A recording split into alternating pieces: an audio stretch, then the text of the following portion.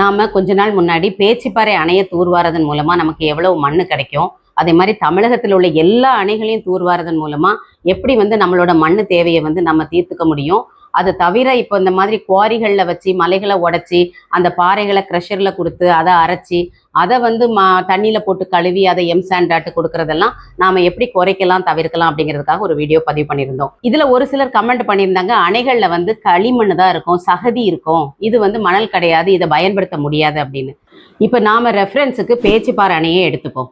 பேச்சிப்பாறை அணையை 2015 ஆய்வு பண்ணி அதில் என்ன காம்போசிஷனில் அந்த மண் இருக்குது அப்படிங்கிறத வெளியிட்டிருக்கிறாங்க. அதன்படி பார்த்தோம் அப்படின்னா 2015 அந்த அணையில் சில்ட் எவ்வளோ இருந்துச்சு அப்படின்னா 45.16 மில்லியன் கியூபிக் மீட்டர். இப்போ இவங்க அதில் ஒரு பகுதியை மட்டும், அதாவது 4.231, ஒரு 10% கூட இல்லை, அதை மட்டும் ஒரு பைலட்டா ஒரு 3 வருஷத்துல அவங்க எடுப்போம் அப்படின்னு சொல்லிட்டு ஒரு கணக்கு போட்டிருக்கிறாங்க. இதுல வருமானம் ஒரு 140 கோடி அவங்களுக்கு வரும். செலவு 2.67 கோடி இந்த மானிட்டரிங், இந்த கம்ப்ளைன்ஸுக்கு இதுக்கெல்லாம் செலவாகும்னு போட்டிருக்கிறாங்க. இதுல மணல் எவ்வளவு இருக்கு அப்படின்னு சொல்லியிருக்காங்கன்னா 56% மணலும் 38% கிராவலும், மீதி சுமார் ஒரு 10% தான் களிமண்ணும் அந்த சில்ட்டும் இருக்கு அப்படின்னு சொல்லியிருக்கிறாங்க. இது பேச்சிப்பாறைக்கு மட்டும் இல்ல, வைகை அணையில பார்த்தா 56% மணல் இருக்கு, கிராவல் 22% இருக்கு. அமராவதி அணையில பார்த்தோம்னா 51% மணல் இருக்கு, 2% கிராவல் இருக்கு.